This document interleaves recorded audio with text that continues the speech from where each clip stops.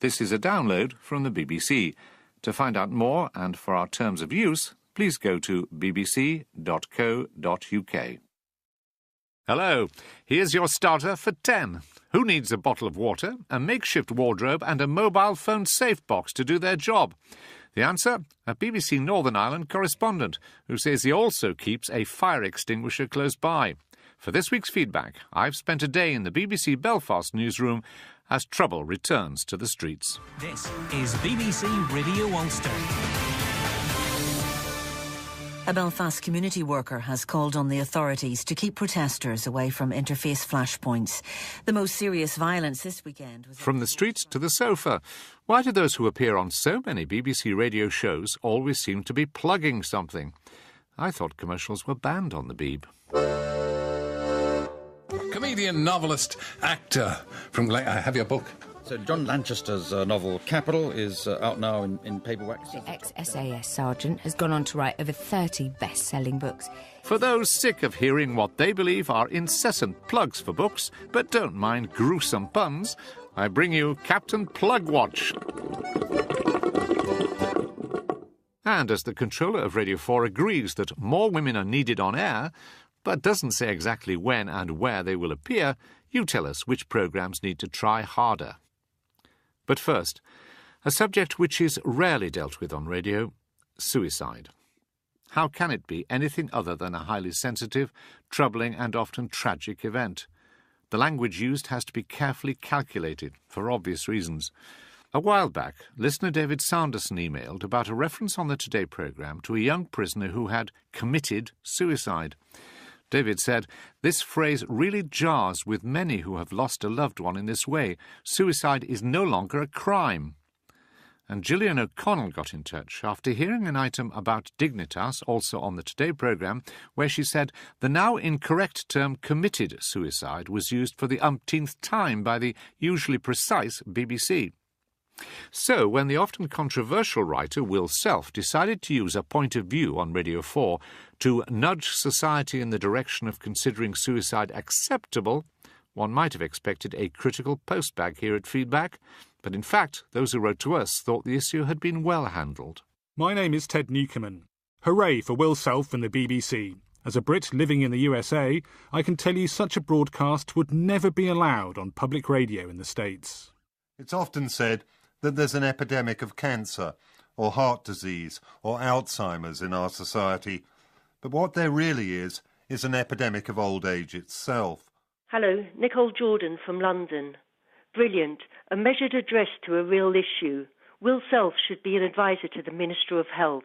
As our population ages, our hospitals, care homes and hospices are full of people for whom the expression quality of life has purely an ironic application.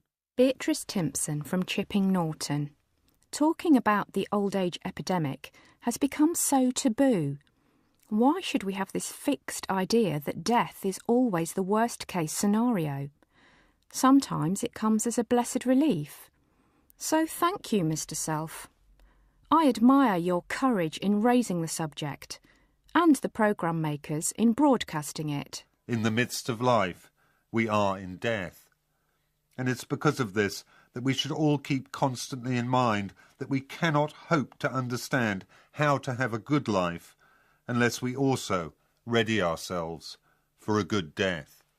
Richard Knight is the editor of A Point of View. I asked him if there was a sharp intake of breath when he saw the subject matter proposed by Will Self.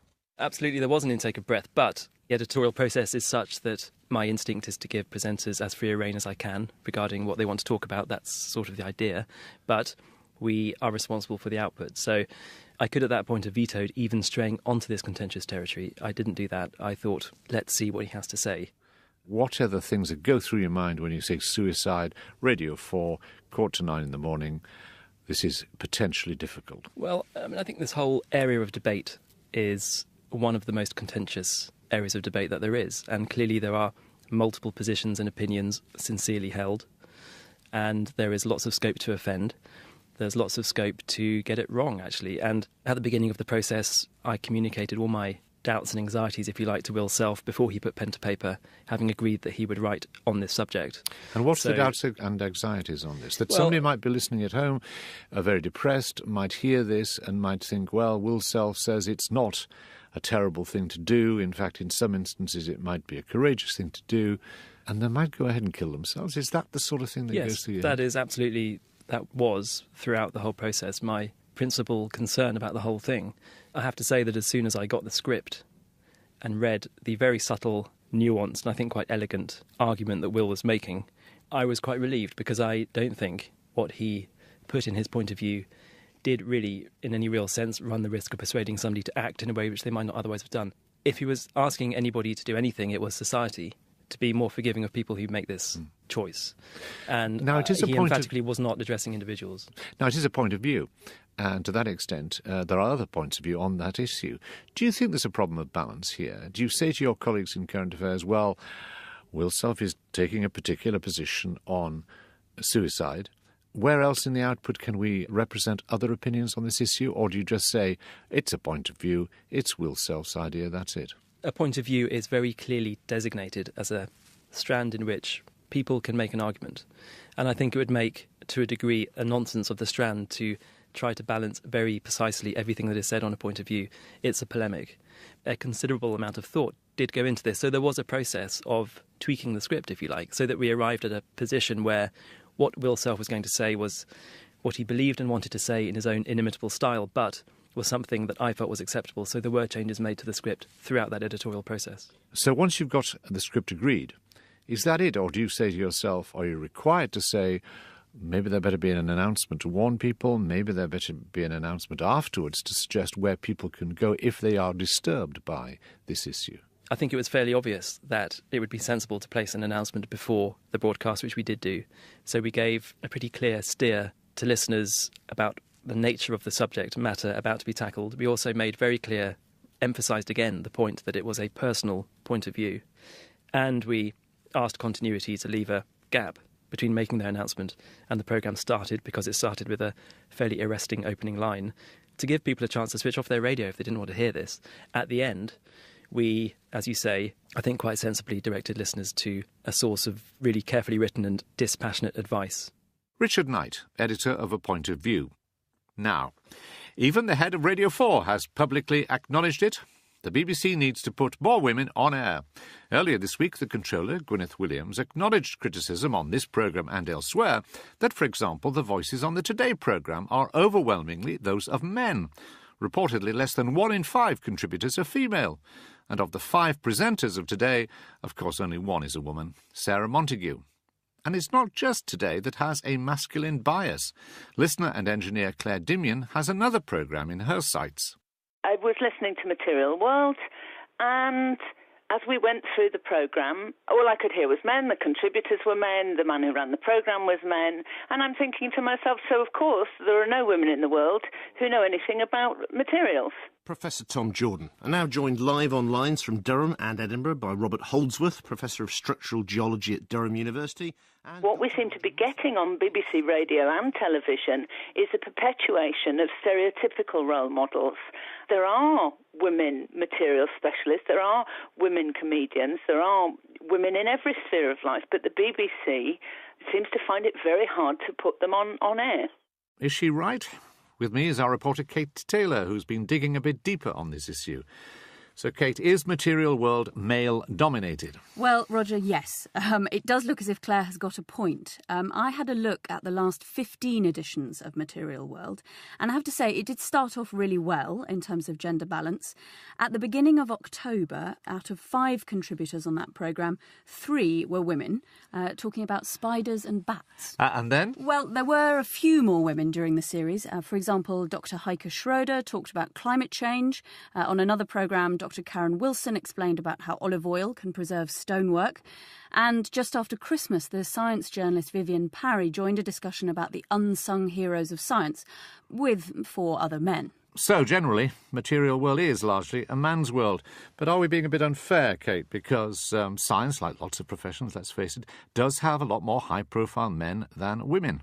That's a very fair point, and I think a lot of listeners would agree with you, although, of course, Claire Dimion would not be the only one who'd point out that Material World could try a little bit harder. And perhaps that's because out of those 15 most recent programmes I looked at, only 5 of them had any female contributors on at all. In fact, out of 66 guests across that whole sample, only 9 of them were women. OK, Kate, you're a mathematical whiz. What percentage is that? I would say that was, off the top of my head, just under 15%, Roger. Cracking. And any other programmes need to up their game? Yes, certainly. And this is what listener Barbara Osborne has to say about Last Word. I'm really getting quite frustrated with Last Word. Why don't they have any women on it, for goodness sakes? I mean, haven't any women died at all? That's what both my husband and I say every time we hear it. The last programme I heard on the 4th of January, they didn't include any women who had died at all. I looked at the last 13 programmes from the start of last October, and I'm afraid 7 of them had no deceased women featured at all. And out of the 63 people profiled in that whole sample of programmes, only 9 of them were women. And the percentage, please, again? That will be under 15% again, Roger. Well, to be fair, I suppose a lot of them would be from an era when there were fewer women active in politics or the profession, so it's not surprising then that the obits are fewer. I think that's a very valid point and worth bearing in mind. It's also worth pointing out that Last Word has redressed the balance to some extent by getting a lot of live female contributors on to do the interviews, to talk about the subjects featured in each programme. Although, even there, women are underrepresented. To throw another stat at you, there were only 19 female contributors out of a total of 105 interviewees in total. I can work out the percentage there, just under 20%. Well, I hesitate to suggest this, but isn't getting the most expert person more important than what sex they are? Well, yes, that's certainly a view that a lot of our listeners share, and in fact, here's one. Michael Bagley. Gender is unimportant here. What matters is the degree to which someone, male or female, is qualified. OK, what about comedy? What's the gender balance there? Because there are loads of good female comedians around nowadays. Yes, there are, but not on Radio 4 favourite I'm Sorry I Haven't a Clue. Ruth Jacobs, our listener Ruth Jacobs, calls the show a bit of a dinosaur, and presumably that's a male dinosaur. Don't you think it's about time we got a woman on Sorry I Haven't a Clue? What would it take to drag this programme kicking and screaming into the 21st century? And saying there's no one suitable is pathetic. Take your pick of hilarious women out there. Jo Brand, Sue Perkins, Jenny Eclair, Miranda Hart, Pam Ayres, Shappy Corsandi, and of course Sandy Toksvig, to name just a few. I'm Sorry I Haven't a Clue has actually got the worst record out of the 3 programmes which have been picked out by our listeners. So I looked at all of the shows in the last series, and out of 8 programmes, there was a woman on only 2 of them. And she was? Victoria Wood. And the other one? Also Victoria Wood. They used her twice. Oh dear, what's the BBC's response to this absence of women? Well, they do want to try and get more expert women on air. This week they're holding an expert women's training day, particularly focused on women who have an expertise in science, history, politics and engineering. And the idea is to help those women get on the radio. 2,000 women applied, 30 have been chosen, and we're sending feedback listener Catherine McLaughlin along to find out what it's all about. Thanks, Kate. And we'll be reporting back on that Expert Women's Training Day this time next week. And we look forward to asking the controller, now she has acknowledged the problem, what she's going to do about it. For a start, there's a vacancy at the World Tonight after the departure of Robin Lustig. In the meantime, I'd love to hear your thoughts on that, from both male and female listeners, or about anything else you've heard on BBC Radio of late. Email feedback@bbc.co.uk. Tweet BBC R4 Feedback. Write to Feedback, P.O. Box 67234, London SE1P 4AX. Or leave a phone message on 03 333 444 544. Standard landline charges apply, but it could cost more on some mobile networks. All those details are on our website. Now, there is a wry saying in BBC Belfast, if it's not Rory, it's not a story. implying that the national newsroom is only interested in Northern Ireland news when it involves the golfing superstar Rory McIlroy. And violence, of course. And in recent weeks there has been a fair amount of that, as loyalists rail against the Union flag not being permanently flown from the town hall. As usually happens on such occasions, when BBC journalists aren't dodging stones, they are facing a different sort of flack, accusations of bias. Earlier this week I travelled to BBC Belfast to meet some of those who have to report on their community as well as live in it. I joined them at their afternoon news meeting. Gráinne McFadden was the lead producer for that day's Evening Extra programme. We'll hold off on the flag protests up to a little bit later, but we'll go through what we have at the moment. Union's been looking into the news that Brian Shivers, his conviction's been found unsafe because... When we came here, we thought that the flag issue would dominate the news, but this morning it's just been announced that the man convicted of the murder of 2 British soldiers, these Masreen killings, the verdict has been found unsafe. So that has moved to the top of the agenda. I'm aware of the murder plot, so you were contacting the solicitor, his solicitor? Yeah, Sean Safe calls out. It's Noun Murphy, I think, is his solicitor, so we'll call in to see if...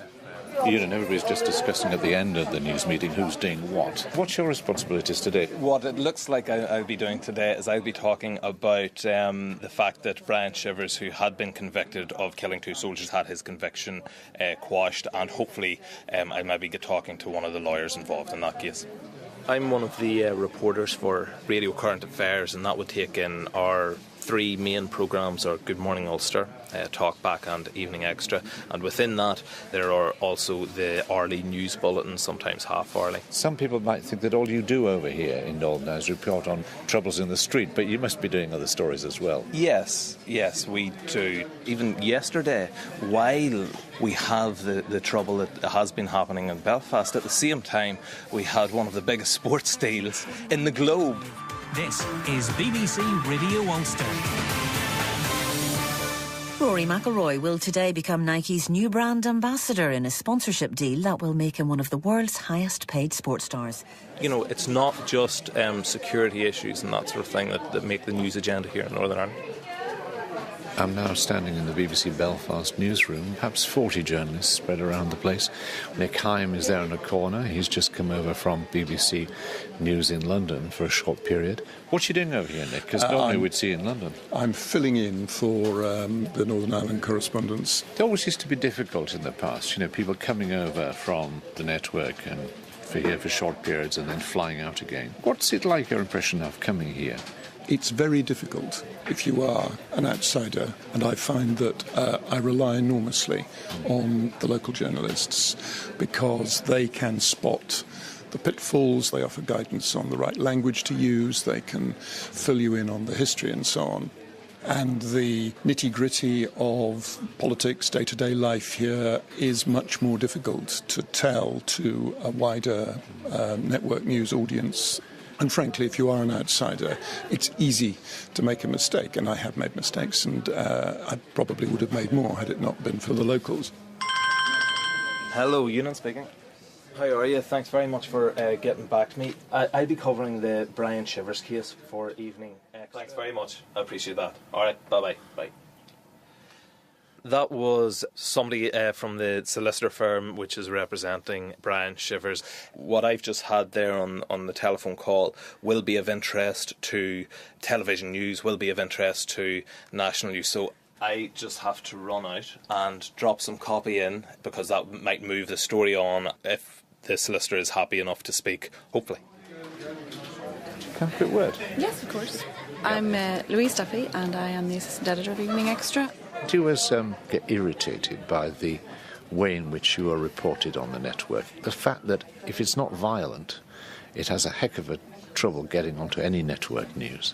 I think the tendency is that when network covers the story, it's slightly later. I mean, this weekend past, the flag protests and the violence erupted was wall-to-wall and all of the coverage. Yes. Whereas I think probably when this protest started 7 weeks ago when we had our East Belfast MP under death threat, we put calls in to David Cameron's office to ask if he had spoken to that MP, and he hadn't. And you kind of get the impression if that had been someone in Brighton, who was under threat, it would be the lead story. But is it very difficult, day after day, with these demonstrations, to avoid having to lead with it all the time? Well, you've got to sort of weigh it up in terms of, the protesters and the disruption to people's lives. And because we are a drive time programme, it's our job to report on that. Now, TransLink is no longer serving parts of East Belfast because of the flags dispute. Diversions will be in place for... I'm Andy Martin. I'm the reporter-producer in the Ireland Bureau in Belfast. I have 50 seconds for the 1800 bulletin on Radio 4, which is... 50 seconds? 50 seconds, which is reasonable. But hold on a second, you're going to have to tell a networked audience. You've got to tell them about the original verdict. You've got to explain why there's a retrial. 50 seconds? Well, I've been doing this for 3 years now, and the learning curve was as steep as anything. You really did have to tighten your writing, your delivery to a different audience. Presume the longer these things go on, there's a real possibility of this being dangerous for the people who report the events. The one thing you can be sure of is that everybody will think they're being biased. Loyalists at the moment feel that we are being biased towards the nationalist side. Nationalists feel that we're being biased towards the loyalist side. The police feel that we're not perhaps reporting it in a manner which is sympathetic enough to the predicament in which they find themselves. So, you just have to get used to the fact that people from all sides will view your reporting as partisan. We're now in the control room of the Evening Extra programme. Ewan has just gone into the studio. It's now 5 seconds to 5. Trail 4. Our top story tonight, Brian Shivers, the man who was jailed for life for the real IRA murder of 2 soldiers at Mazarine Barracks in 2009, has had his conviction squashed. The Court of Appeal ruled the verdict against 47-year-old Shivers was unsafe. Ewan McConville has more on this. Well, Seamus, to give a bit of the background, people will remember the 2 soldiers were shot dead by dissident Republicans outside Mazarine Army. Now, you've just come out to the studio, Ewan. Quite a lively night, yeah?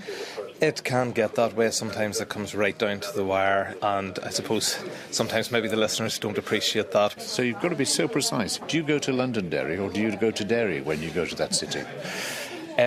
Well, in accordance with the BBC style that we have here, in the first instance it is Londonderry, and then thereafter it will be Derry. But I suppose that's an age-old sort of problem, and even with the City of Culture coming there, they have titled it Derry, Londonderry. They've even used the slogan Legendary. Ewan McConville there. My thanks to everyone at BBC Belfast. Now, what do Andy McNabb, Jenny Eclair and Tony Juniper have in common? They've books to promote, of course. Is the BBC helping them do it? I have your book. Look at it. Life, Death and Vanilla Slices. Well, I've got one of those as well. I bought one in. I thought your wife might like it. Francesca Siegel, The Innocents is available as hardback and ebook now. The Costa Book Award... His latest offering, New Recruit, is based on a young boy who signs up with the army to get away from his old life. So what has nature ever done for us? Tony Juniper, an environmentalist, has some answers to that question in a new book of the same title. It proposes... And I read your book last night. Right. Yeah, your book's here. Alfie, My Story. I had no idea... And The Pike, Lucy Hughes Hallett's book, is published this week by Fourth Estate. You're listening to Nightwaves with me, Philip Dodd, on BBC Radio. David Sturgis of Somerset is the most recent of a long line of listeners who've been in touch about exactly this. I asked him what he finds most irritating. In addition to the programmes that are specifically about books, whether it's the book programme or Book of the Week or a good read or book at bedtime, it seems that plugs and promotions for books are creeping into lots of the other programmes during the course of the day. Now, what do you mean by a plug and a promotion? If somebody publishes a book and they'll come on their programme to discuss it, you would accept that was legitimate? By all means. So when does that become a plug or a promotion in your view?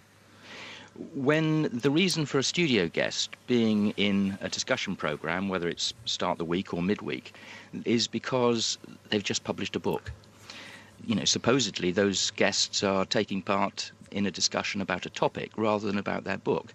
But as frequently as they can, they do mention, well, in my book. Can I come across then to David Jordan, who's Director of Editorial Policy and Standards at the BBC. How do you make the distinction then between the plug and a promotion, which that clearly would be, and a legitimate, if you like, discussion of a work with the author involved? Well, I think I'd make a distinction between circumstances in which it's clear that the only purpose of the interview is to plug or promote something, and circumstances in which someone appears because there is a story around a new book and various programmes would like to talk to them about it. And of course I draw the ultimate distinction, which should never happen, and as far as I'm aware does never happen, where for some reason someone in the BBC or the BBC programme was actually being paid to place these plugs or promotions, which would be called product placement, which is against the law. So we're dealing here with an issue called prominence as opposed to with product placement. What is undue prominence, let's say, in a Radio 4 book programme? Well, undue prominence would be a vast number of mentions of the book itself, too much plugging of the title,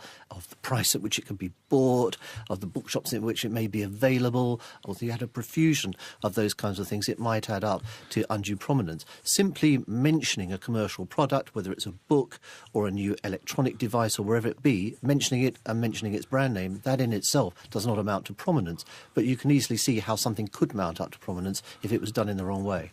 But David Sturgis, how do you think it should be conducted so that it doesn't become simply a promotion? You have, unless it's a live interview, you have the facility to edit out those constant in my book. I prefer that they didn't happen in the first place. So it becomes a case of the briefing to the interviewee. Please don't use this as an excuse and an opportunity to merely plug your book. I think David's got a perfectly reasonable point about recorded programmes and where it's possible to clip some of those references out and to make sure that there are not too many of them. I think that's very good advice from, obviously, an avid listener to Radio 4. Finally, David Jordan, 30, 40 years ago when when Channel 4 didn't exist, for example, and there were far fewer radio networks, I suppose that stars, if they wanted to appear, had to appear on the terms of the broadcaster because their channel, their network, was the only place they could appear. That's totally changed now, isn't it? It's certainly the case that a long time ago, in the days that only people like you and I can remember, Roger, that film stars and authors and others would come onto programmes because they fancied a chat with Michael Parkinson or whoever it might happen to be. I think those days have long gone. The fact that there are a lot of other outlets who are just as willing to interview these people and have them on their programmes means that it isn't possible, as it might have been when there was only one television channel, to say, well, take it or leave it. A lot of programmes will use that as a peg, but also discuss a lot of other issues with those people when they have them in the studio on the occasions when they can be there, and I think that's perfectly reasonable. The BBC's David Jordan and listener David Sturgis. So there you have it, the definitive version of how a book should or shouldn't be plugged. If you hear something that you think strays from the path of virtue, be sure to let Captain Plugwatch know.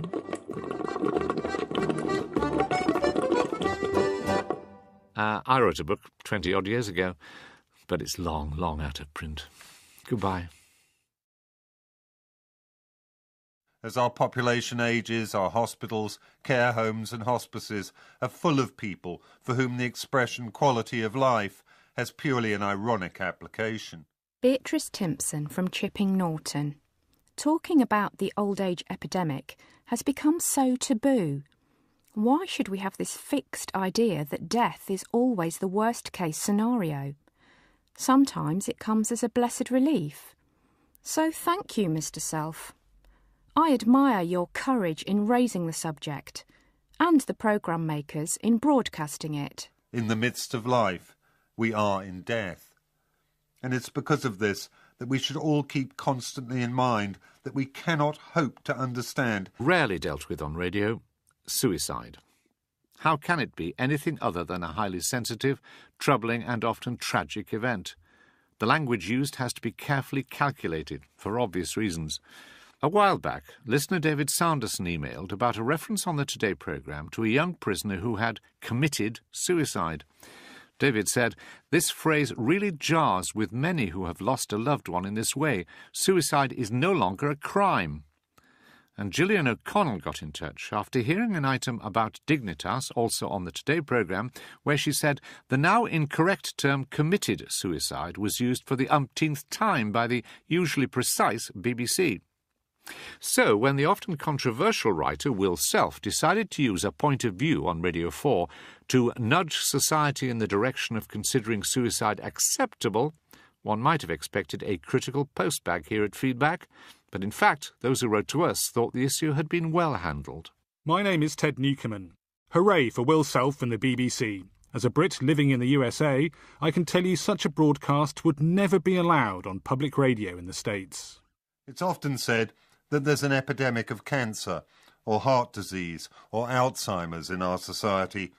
But what there really is an epidemic of old age itself. Hello, Nicole Jordan from London. Brilliant. A measured address to a real issue. Will Self should be an advisor to the Minister of Health. This is a download from the BBC. To find out more and for our terms of use, please go to bbc.co.uk.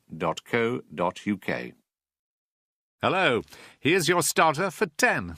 Who needs a bottle of water, a makeshift wardrobe and a mobile phone safe box to do their job? The answer? A BBC Northern Ireland correspondent who says he also keeps a fire extinguisher close by. For this week's feedback, I've spent a day in the BBC Belfast newsroom as trouble returns to the streets. This is BBC Radio Ulster. A Belfast community worker has called on the authorities to keep protesters away from interface flashpoints. The most serious violence this weekend was... From the streets to the sofa. Why do those who appear on so many BBC radio shows always seem to be plugging something? I thought commercials were banned on the Beeb. Comedian, novelist, actor from... I have your book. So John Lanchester's novel Capital is out now in paperbacks. The ex-SAS sergeant has gone on to write over 30 best-selling books. For those sick of hearing what they believe are incessant plugs for books, but don't mind gruesome puns, I bring you Captain Plugwatch. And as the controller of Radio 4 agrees that more women are needed on air, but doesn't say exactly when and where they will appear, you tell us which programmes need to try harder. But first, a subject which is